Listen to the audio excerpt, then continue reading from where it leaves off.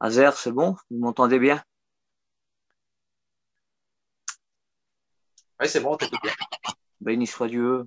Avant de, avant de lire un verset avec vous, j'aimerais tout d'abord bien remercier notre frère, notre ancien, Mike, de nous avoir fait cet honneur ce soir avec l'équipe de pouvoir bien partager avec lui ce programme et que c'est bon, on ressent que le Seigneur est en train d'œuvrer au travers les témoignages. On ressent que c'est bon, on ressent que c'est fort, on ressent que c'est puissant, on ressent que le Seigneur est en train d'agir, le Seigneur est en train de préparer les cœurs. Et puis, il avait dit ça un jour, Jésus avait dit ça, que sans lui, on ne pouvait rien faire. Alors c'est vrai, sans lui, on ne peut rien faire. Sans lui, les témoignages n'auraient pas été possibles ce soir. Sans lui, les vies bouleversées n'auraient pas été possibles. Sans lui, la satisfaction du cœur et de l'âme n'aurait pas été possible. Mais avec lui, tout est possible. Et on l'a bien compris ce soir que si on l'appelle, si on l'invoque, et lorsqu'on parle de lui, il se manifeste, il est là, il répond parce qu'il est fidèle et juste pour pouvoir nous parler, pour pouvoir nous pardonner. Peu importe ce qui s'est passé, peu importe ce qui se passe, Jésus est présent et il comprend ta situation. Je voudrais que l'on puisse prier le Seigneur. Je demanderai à notre ancien, un Mike, de prier le Seigneur pour moi et pour vous.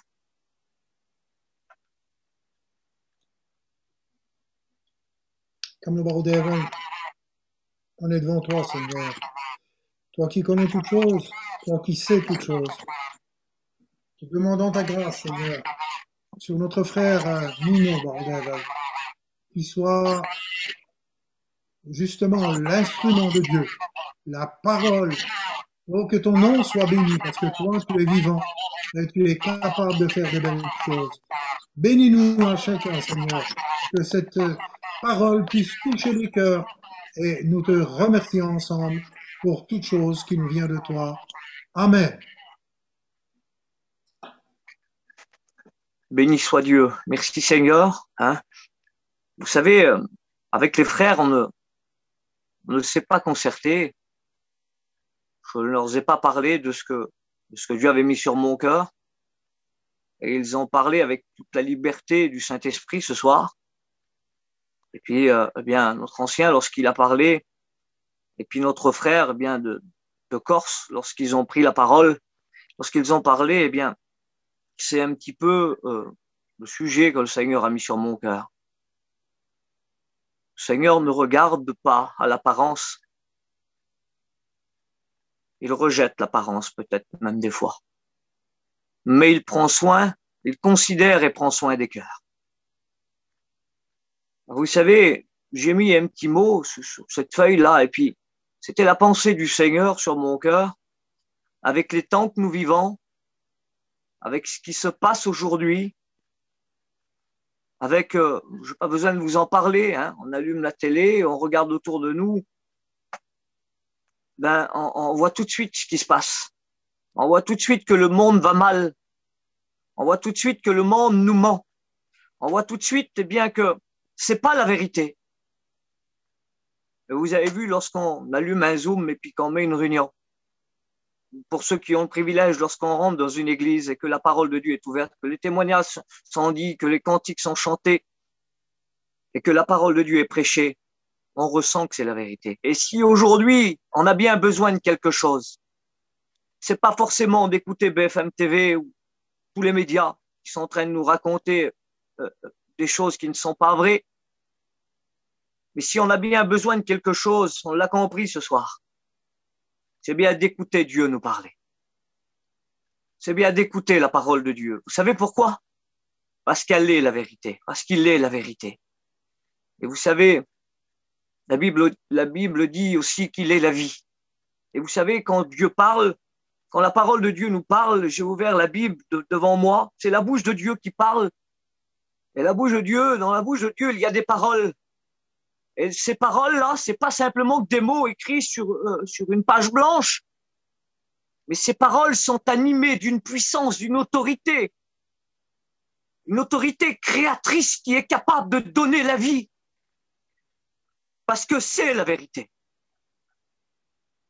Dans le monde, il y a beaucoup de religions.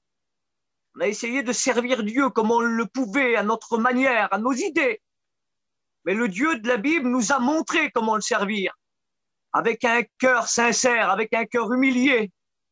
Et puis, il nous le rappelle que ce n'est pas forcément une belle apparence qui va peut-être, une belle apparence, une catégorie de personnalité qui va faire de nous des hommes spirituels. Mais on comprend que ce qui fera des femmes de Dieu, des hommes de Dieu, ben c'est de saisir et puis d'avoir la parole dans son cœur. Parce que Dieu considère les cœurs.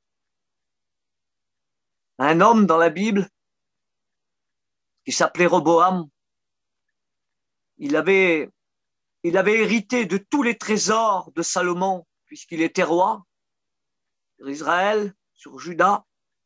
Il avait hérité de tous les trésors de Salomon. Et Salomon avait des trésors, il avait plein de boucliers tout en or battu, de l'or pur. Et parce qu'il avait déplu à la volonté de Dieu, parce qu'il s'était égaré de la volonté de Dieu, parce qu'il ne faisait pas ce que Dieu lui avait demandé, le roi d'Égypte, Shishak, l'ennemi en personne, est venu chez lui et il a tout pris. Et vous savez ce qu'il a fait, cet homme? Pour pas faire dire qu'il y avait tout Chorav, c'est lui. Pour pas faire dire qu'il y avait tout pris.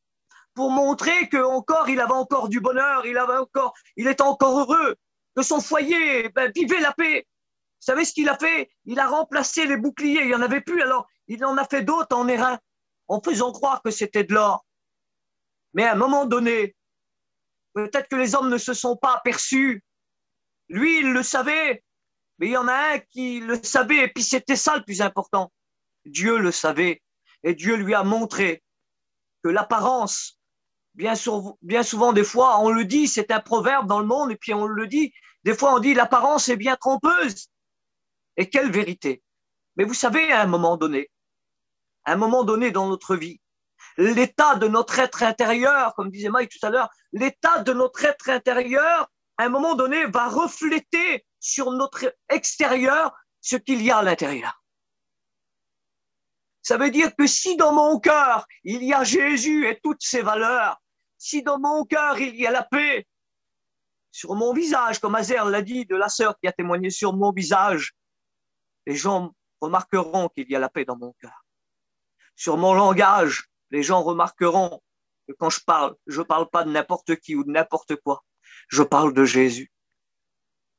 Sur mon mode de vie, sur ma façon de vivre, ce que je vis chez moi, quand ma porte est fermée de ma campine, dans mon foyer, dans mon intimité, forcément, se verra sur l'extérieur, sur les gens qui sont à mon contact, à l'extérieur de moi. Et puis, vous avez vu des fois, y a des jours comme ça, on sort de notre campine et puis on chante des cantiques, on est heureux, on est content, et puis on voit quelqu'un arriver d'un seul coup, puis il nous dit ça, ah t'es bien heureux aujourd'hui, qu'est-ce qui se passe? On est en train de montrer nos émotions, on est en train de monter nos sentiments, on est en train de montrer que dans notre cœur ça va. Et vous avez vu, il y a des jours, des fois, on sort de nos campines, on sort avec des mauvaises nouvelles, un cœur attristé, un cœur abattu, et puis l'ennemi essaye certainement de nous faire croire des choses qui ne sont pas vraies, ça nous abat, ça essaye de nous détruire. Alors les gens nous regardent et puis ils disent qu'est-ce qu'il y a? Qu'est-ce qui se passe? On dirait qu'il n'est pas bien. Qu'est-ce qui s'est passé? Vous avez vu, son langage, il ne correspond plus avec lui, mais qu'est-ce qui se passe? C'est plus le même.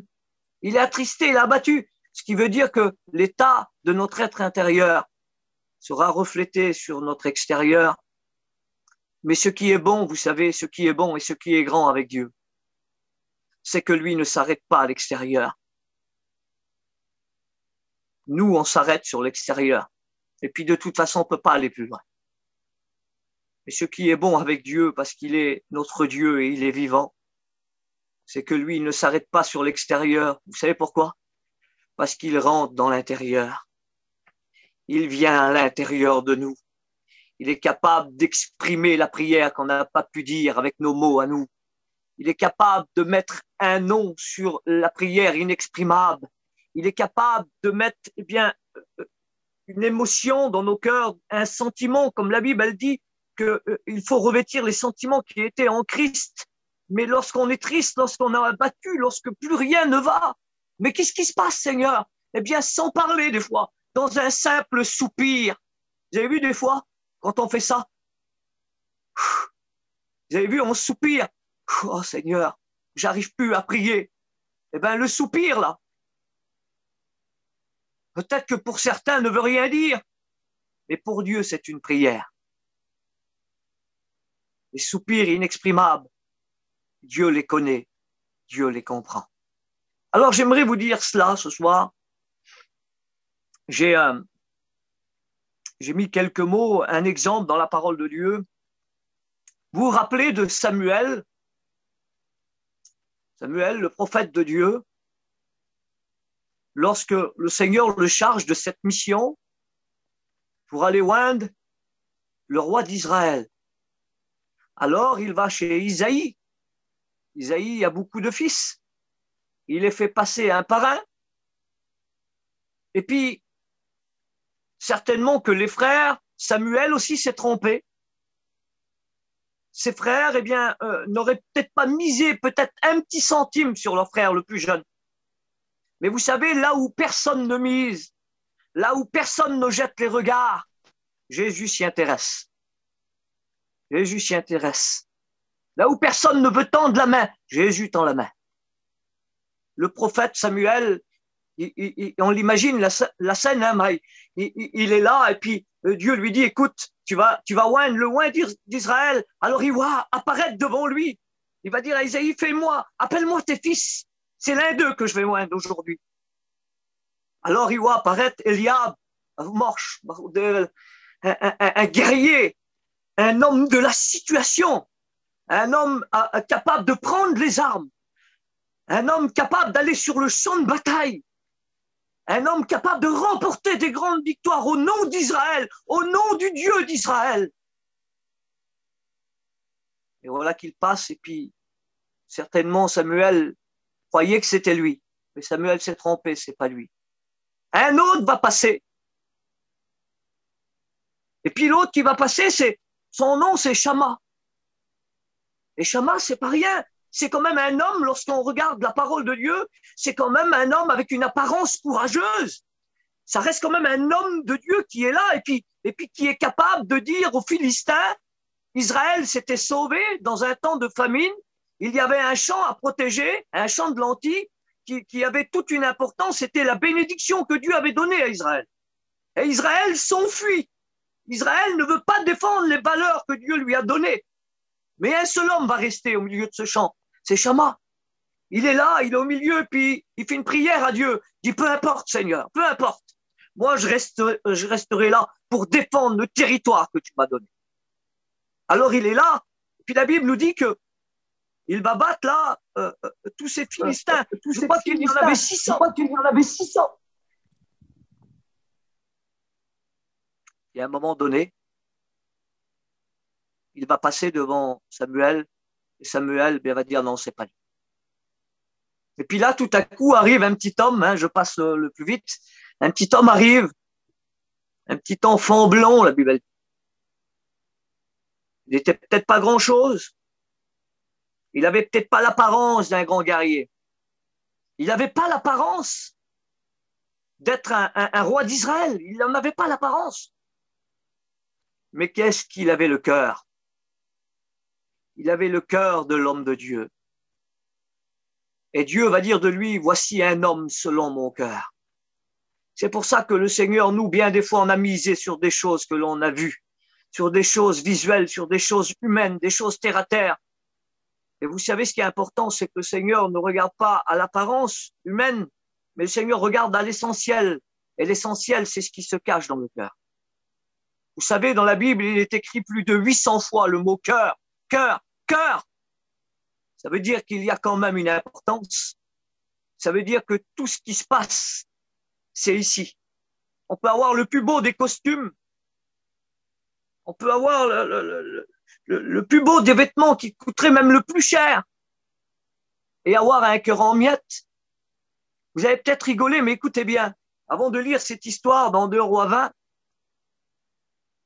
j'ai un copain, et puis je l'ai appelé comme ça. Il a un sourire Colgate. Qu'est-ce que ça veut dire un sourire Colgate? Vous avez vu le dentifrice, les brosses à dents là? Et il a un sourire, toute la journée, il rigole, et il a un sourire, un beau sourire avec des belles dents blanches. Alors, toute la journée, il rigole. Et puis à un moment donné, ce garçon-là, je l'ai appelé vers moi dans ma campine, autour d'un petit café. Son sourire nous donnait envie. Il a un beau sourire avec des belles dents blanches. Seigneur, quel beau sourire qu'il avait, ce garçon-là. Un sourire pétillant qui représentait la joie. On s'était arrêté à ça, nous. Mais lorsqu'il est monté dans ma voiture et qu'on a bu un café, il avait un beau sourire. Il avait une apparence d'un beau sourire. Il avait le sourire Colgate, mais son cœur était en miettes. Il y avait un désastre à l'intérieur. Il y avait un désordre spirituel à l'intérieur. Satan lui avait menti. Satan lui avait mis sur sa tête des poids. Satan lui avait mis sur ses épaules des poids tellement lourds qu'à un moment donné, il s'est retrouvé à genoux. Il ne savait plus où il en était.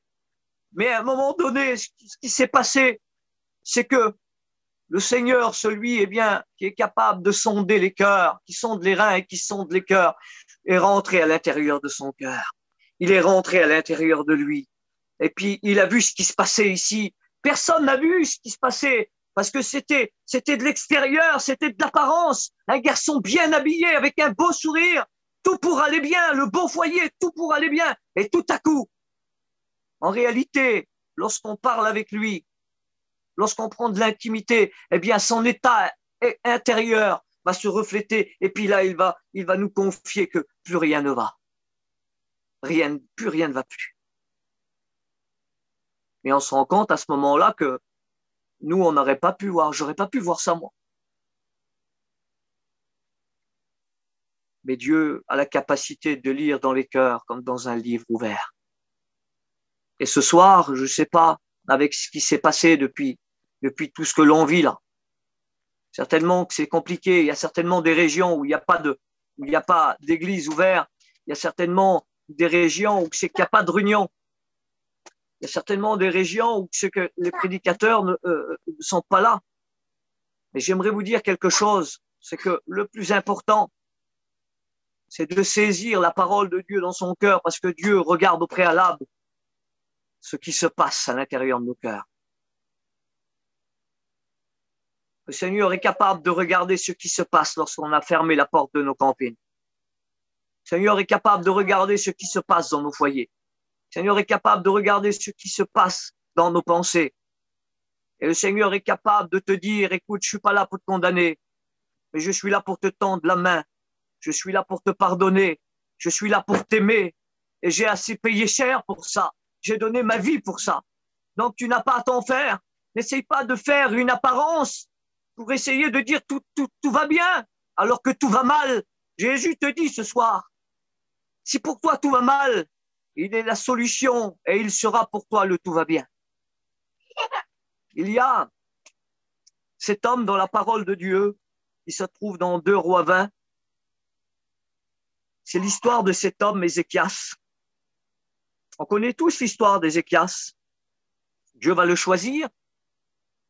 Un homme extraordinaire, un homme qui a été capable de rétablir la Pâque au milieu d'Israël. Un homme capable de rétablir la Sainte Seine du moment à cette époque-là, au milieu du peuple. Un homme capable de nettoyer le temple et d'enlever toutes les idoles, d'enlever tout ce qui n'est pas à la gloire de Dieu. Un homme capable d'œuvrer pour Dieu. Un homme capable de prêcher, de dire, donnez la main à l'Éternel. Aujourd'hui, l'Éternel est votre secours et Dieu est votre sauveur. Quel bon message. Dieu l'avait choisi. Et puis à un moment donné, Ézéchias, on connaît tous son histoire. En ce temps-là, Ézéchias fut malade à la mort. Le prophète Ésaïe, fils d'Amoz, vint auprès de lui et lui dit, ainsi parle l'Éternel, donne des ordres à ta maison, car tu vas mourir et tu ne vivras plus. On connaît la suite. Ézéchias tourna son visage contre le mur et fit cette prière à l'Éternel. Ô Éternel, souviens-toi que j'ai marché devant ta face avec fidélité et intégrité de cœur et que j'ai fait ce qui est bien à tes yeux. Et Ézéchias répondit d'abondantes larmes. J'aimerais poser une question ce soir. Qui est capable de prier, de faire cette prière? Éternel, souviens-toi que j'ai marché devant ta face avec fidélité et intégrité de cœur. Qui serait capable ce soir de faire cette prière? Lui, il l'a fait. C'était un homme choisi de Dieu avec des qualités que Dieu avait mis en lui. Mais à un moment donné, il n'accepte pas la décision de Dieu. Il est là pour contester la décision de Dieu. Dieu lui dit, donne des ordres à ta maison aujourd'hui, tu vas mourir. Vous croyez? Et puis c'est comme ça, je voudrais vous le dire. Est-ce que vous croyez que Dieu parle? Dieu parlerait pour ne rien dire? Est-ce que vous croyez que quand Dieu parle, ce n'est pas pour faire comprendre quelque chose? Quand Dieu parle, c'est qu'il y a une raison. Quand Dieu parle, c'est qu'il y a un plan. Quand Dieu parle, c'est qu'il y a sa volonté dans ses mots. Et lui, Ézéchias n'avait pas compris. Vous avez bien compris, c'est une mauvaise nouvelle. Il va mourir. On n'en veut pas des mauvaises nouvelles, nous. Surtout une nouvelle comme celle-là. Mais voilà que ce que Dieu voulait lui faire comprendre, Ézéchias, tu as accompli ton temps. C'est ça que Dieu voulait lui faire comprendre.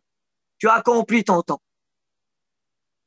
L'intérieur, là, les qualités que j'avais mis à l'intérieur de ton cœur, et puis tout ce que j'ai mis à l'intérieur de toi, va se refléter à l'extérieur. C'est-à-dire que tu étais un témoignage, tu étais une référence pour les gens autour de toi. Mais voici le jour, maintenant, où tu sais que tu dois mourir. Ah non, Seigneur, je veux pas mourir, Seigneur. Rappelle-toi, Seigneur, j'ai fait tout ce que tu m'as dit, avec fidélité et intégrité, Seigneur. Je veux pas mourir. Et ce que Dieu voulait lui dire par là, c'est que si Ézéchias meurt à ce moment-là, Dieu ne voulait pas qu'il ait un fils qui s'appelle Manassé. Et comme Dieu est amour, Ézéchias veut vivre. Alors Dieu lui donne, eh bien, 15 années à sa vie. Mais voilà que les 15 années qu'il va donner à la vie d'Ézéchias, ben ces 15 années-là vont être pour lui une décadence spirituelle, vont être pour lui, eh bien, lui qui avait le vêtement du roi, lui qui avait le manteau du roi. À un moment donné, il avait l'intérieur en miettes. Vous savez pourquoi? Il n'accepte pas la volonté de Dieu. Alors quand on n'accepte pas la volonté de Dieu, la décision de Dieu, eh bien tout doucement sans s'en apercevoir, on s'en éloigne peu à peu. Mais on s'en rend pas compte. On croit toujours qu'on est des hommes et des femmes bénis, mais on s'en rend pas compte. Mais on s'est éloigné de Dieu. C'est pas lui qui s'éloigne, mais c'est nous qui s'éloignent de lui à cause de nos décisions. Et lui, il avait pris la décision de vivre. Et vous savez ce qui va se passer? Ézéchias va avoir un fils qui s'appelle Manassé. Et la Bible, elle dit que Manassé va faire les pires abominations que personne n'a jamais fait en Israël. Tout ce que son père a fait, il a nettoyé le temple, il a enlevé tout ce qui n'était pas la gloire de Dieu. Il avait rétabli le peuple, il avait rétabli la Pâque. Lui, il va détruire tout ça. Vous savez ce qui va se passer? Écoutez bien. Je voudrais vous poser une question. Est-ce que c'est possible que on peut être un homme de Dieu remarquable, une femme de Dieu remarquable avec des qualités pour bénir les autres? Mais est-ce que c'est possible d'avoir des faiblesses? Vous savez, je vous fais une confidence. Dans mon foyer, j'ai peut-être pas toujours pris les bonnes décisions qu'il fallait. J'ai peut-être pas toujours eu le langage qu'il aurait fallu. J'ai peut-être pas toujours été l'homme de la situation que Dieu attendait de moi ou que mon foyer attendait. Mais j'aimerais vous dire quelque chose. C'est lorsque je mettais la volonté de Dieu dans mes décisions, il y avait toujours un résultat. Et le résultat a toujours été la bénédiction pour ma vie, la bénédiction pour mon foyer. Vous savez pourquoi? Parce que on n'essaye pas de montrer quelque chose que l'on n'est pas. Soyons ce que nous sommes. Et c'est ce qui fait la bénédiction. C'est ce qui fait la valeur d'un homme et d'une femme. C'est de ne pas prétendre, mais d'être. Et si on est ce qu'on est, alors on dit à Dieu, Seigneur, c'est pas une apparence, Seigneur. C'est pas avec une apparence que je viens devant toi. Mais c'est avec mon cœur, Seigneur. Et c'est avec mon cœur, Seigneur. C'est mon cœur qui a besoin d'être béni, pas mon apparence. Mais si mon cœur est béni, les gens verront sur mon apparence la bénédiction. Alors, Ézéchias, il est là. Et puis à un moment donné, écoutez bien. Ézéchias veut dire force de l'Éternel. Quel beau nom, hein? C'est un beau nom, force de l'Éternel. Et il a un ennemi qui est redoutable. Et cet ennemi, c'est Bérodak Baladan. Ça veut dire adorateur de Baal. C'est le fils du roi de Babylone, l'ennemi juré d'Israël, l'ennemi Satan dans une personnalité, le voilà. Et lui, Satan avait appris, l'ennemi avait appris que, eh bien, Ézéchias avait été malade, que Dieu l'avait rétabli. Alors, ce qu'il va faire, il va lui envoyer une petite lettre. Regardez, une petite lettre, c'est ça. C'est ça, une petite lettre. Une petite lettre. Un petit parchemin, peut-être à l'époque. Il va lui envoyer une petite lettre avec certainement des belles paroles, avec certainement des beaux mots, en lui disant, je suis content, tu as été rétabli. Mais vous savez, pour cet homme-là, la petite lettre, là, la petite lettre, ça a été cette faille pour Ézéchias. Ça a été la faille pour Ézéchias. Vous savez pourquoi? Parce que, écoutez, la Bible dit, je lis le texte qui vaut bien plus que mes paroles. Ça se trouve au chapitre 20, verset 12 du deuxième livre des rois. En ce même temps, Bérodak Baladan, fils du roi de Babylone, envoya une lettre et un présent, c'est-à-dire un cadeau à Ézéchias, car il avait appris la maladie d'Ézéchias. Ézéchias donna audience aux envoyés, c'est-à-dire il les invite. Certainement que c'était comme ça. À cette époque-là, l'hospitalité des Juifs, c'était ça. Lorsque quelqu'un envoyait un cadeau, on l'invitait et puis on lui montrait tout ce qu'il y avait chez nous. On lui montrait eh bien, nos terres, on lui montrait notre foyer, on lui montrait eh bien, notre prospérité. Et lui, c'était ce que l'ennemi attendait, l'invitation d'Ézéchias. Et Ézéchias donna audience et il leur montra le lieu où étaient cachées les choses qui avaient de prix. Écoutez bien, je voudrais terminer avec ça. Les choses qui avaient du prix. Mais qu'est-ce qui avait du prix? Alors, Ézéchias, dans la maison des trésors de l'Éternel, il y avait de l'or. La Bible dit de l'or, de l'argent, des aromates, de l'huile précieuse et tout un arsenal. Tout ce qui se trouvait dans les trésors, il n'y eut rien qu'Ézéchias ne lui fit voir dans sa maison. Et tous ces domaines. Et là, un copain, un contemporain d'Ézéchias, certainement un copain à lui, ils ont à peu près le même âge, certainement qu'ils ont été à la même école. Ésaïe, le prophète, vient ensuite auprès du roi d'Ézéchias et il lui dit, qu'est-ce qu'ils ont dit ces gens-là? D'où sont-ils venus vers toi? Ézéchias répondit, ils sont venus d'un pays lointain de Babylone. Ésaïe dit encore, qu'ont-ils vu dans la maison, dans ta maison?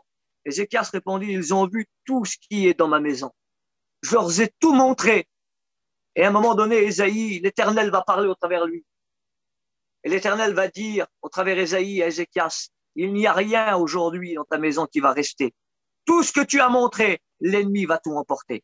Alors, écoutez, pourtant c'était un homme béni, un homme avec des qualités spirituelles, un homme de prière. Je ne sais pas, peut-être on pourrait l'imaginer aujourd'hui, Ézéchias. Un homme de Dieu, eh bien, qui avait peut-être un ministère, un homme de Dieu qui avait peut-être des qualités spirituelles, un diacre qui travaillait dans l'église, avec son foyer. Avec son foyer, certainement que sa femme était une femme de Dieu, qui avait peut-être le don de prophétie. Un foyer qui manifestait les dons de Dieu. Mais voilà. Lorsqu'on laisse une faille à l'ennemi, l'ennemi s'infiltre, l'ennemi il vient, et puis il vient casser tout ce que Dieu a construit dans nos cœurs. Et puis à ce moment-là, vous avez vu, hein, quand j'ai un beau-frère, il dit ça souvent, un chrétien qui ne ressent plus la présence de Dieu, c'est un chrétien malheureux. Et que c'est vrai. Lorsqu'on ne ressent plus la présence de Dieu, on est malheureux. On a du mal à dormir le soir.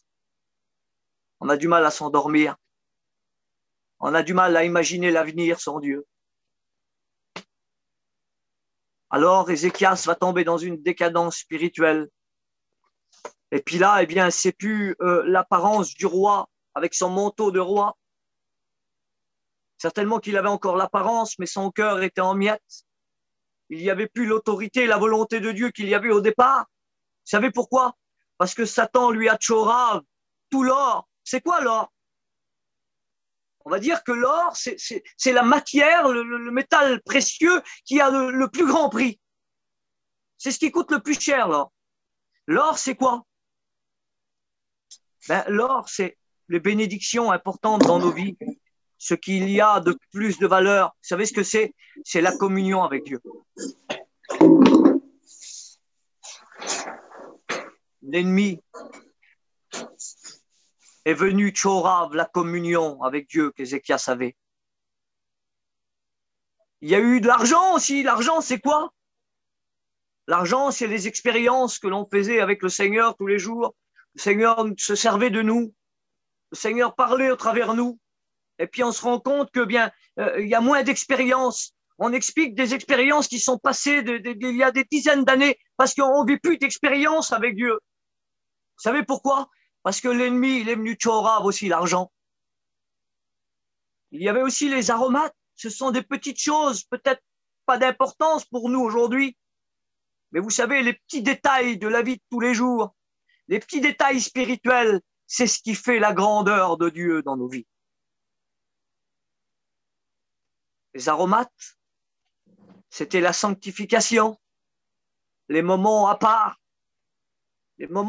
pris pour Dieu, les moments de prière, les moments d'intimité avec Dieu, les moments de mise à part. L'ennemi est venu et il a tchorav tout ça. Il a volé tout ça. Parce que l'ennemi, c'est un voleur, un tchoraveur. Et puis, il y a aussi l'huile. À cette époque-là, les aromates et l'huile, ça avait un grand prix. Puis, c'était sacré. Ça avait une représentation assez importante. De l'huile précieuse qui était dans la maison des trésors. Dans la maison d'Ézéchias, l'ennemi est venu et il a tchorav l'huile précieuse. C'est quoi l'huile précieuse? Vous l'avez bien compris, l'huile dans la Bible est représentée comme l'onction, le Saint-Esprit. L'ennemi est rentré. Et puis il a tchorav l'huile. Mais lui ne peut pas s'en servir parce que toutes ces qualités, toutes ces valeurs-là, c'est pas pour lui. Ça y est pas destiné à lui. Il ne peut pas s'en servir. Alors vous savez ce qu'il fait? Il vient et puis il casse tout. Vu qu'il ne peut pas s'en servir, il casse tout. Alors il tchorav l'huile, l'onction. L'arsenal, vous savez ce que c'est l'arsenal? C'est toutes les armes pour combattre. L'arsenal, c'est Éphésiens 6, c'est les armes que Dieu nous a données. Des armes que l'ennemi nous a fait tomber à terre. L'ennemi, il est venu puis il a tchorav ses armes. Alors vous avez vu, cette histoire d'Ézéchias, le départ, comment que Dieu travaillait son cœur, comment que Dieu l'avait utilisé, comment que Dieu parlait au travers lui, ça se reflétait sur son état extérieur. Il y avait une autorité qui se dégageait en tant que roi, une autorité de Dieu qui se dégageait pour donner des ordres et ramener le peuple, et pour faire un nettoyage spirituel dans le temple. Mais voilà, le tout à coup de la vie est arrivé. Et l'ennemi s'est infiltré. Et je ne sais pas, ma sœur, je ne sais pas, mon frère, ce que tu vis, mais tu étais certainement un homme de Dieu, un homme de prière, une femme de prière, un homme avec des dons que Dieu avait donnés, que Dieu avait donnés, des dons que tu exerçais à la perfection, des dons, ma sœur, que tu exerçais aussi dans l'Église. Une femme de prière, une femme de visite, une femme qui encourageait. Tu étais peut-être, mon frère, un encourageur. Mais voilà que le problème t'a fait faiblir, t'a fait faillir. L'ennemi est venu, il s'est infiltré comme une petite lettre, un petit cadeau. Et puis voilà que l'ennemi est venu, puis tout doucement, il a tchorav quelque chose. peut-être l'argent, peut-être l'or, peut-être les aromates, peut-être l'huile précieuse. Je ne sais pas ce que tu vis aujourd'hui, mais dans ton cœur, certainement que tu le sais. Tu sais qu'il n'y a plus d'or, il n'y a plus de communion avec Dieu. Tu sais qu'il n'y a plus d'argent, il n'y a plus ce désir-là de vivre des expériences avec Dieu, le désir de le servir. Je ne sais pas pourquoi je dis ça, mais certainement que Dieu avait mis un grand désir dans ton cœur, parce que c'est lui qui met le désir. Dieu avait mis un grand désir dans ton foyer, celui de le servir, celui d'aller jusqu'au bout et de garder le cap de l'évangile, de la parole.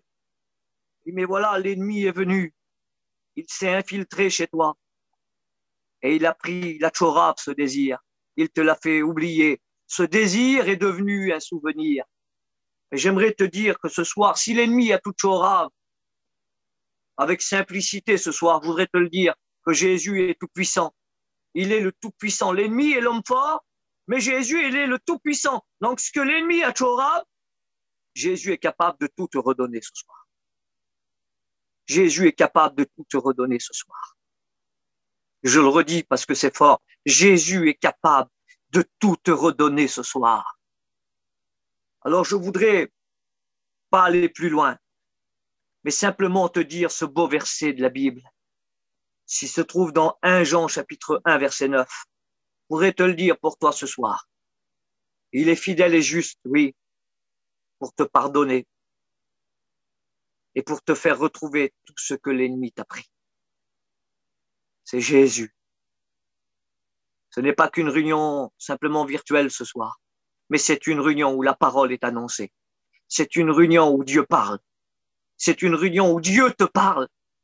Et peut-être pour toi, la réunion de la dernière chance.